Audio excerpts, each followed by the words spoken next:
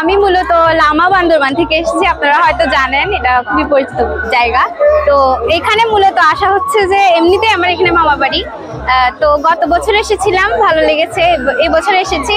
তো এখানে দর্শনার্থীদের দেখে মানে অনুপ্রাণিত হয়, আসলে ধর্মের প্রতি একটা টান আছে মানুষের, আজও বেঁচে আছে মানুষের অন্তরে।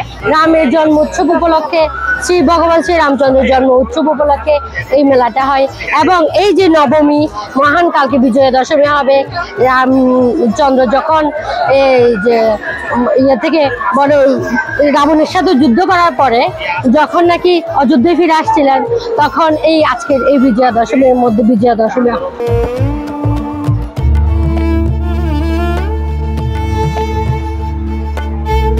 আমরা তো সাংসারিক যেগুলা দরকার পড়ে সেগুলা কিনে নেব। মেলাটা হচ্ছে খুবই প্রাচীন মেলা। এই মেলায় এত বেশি দর্শনার্থী, এত বেশি পুণ্যার্থীরা এসেছেন যেন বাংলাদেশের একটা সম্প্রীতি এখানে এখনো বজায় আছে।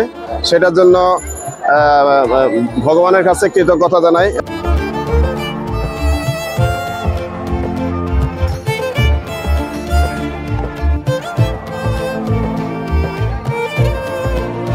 আসলে এখানে তো প্রতি বছরই আসা হয়, তো এবছরও আসলাম। আসার কিন্তু কোনো প্ল্যান ছিল না, কিন্তু হুটহাট করে যখন বাসায় সবাই আসলো তো সবার সাথে আসলাম। ঈশ্বরের কাছে অনেক কিছুই চাওয়ার আছে।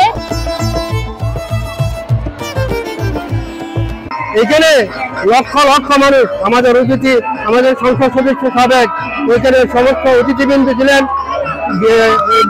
চট্টগ্রাম থেকে আগত অতিথি ছিলেন।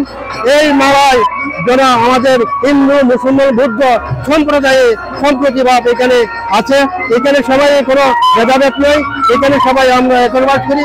এত বছর পর্যন্ত আমরা মেলায় সম্পূর্ণ করেছি।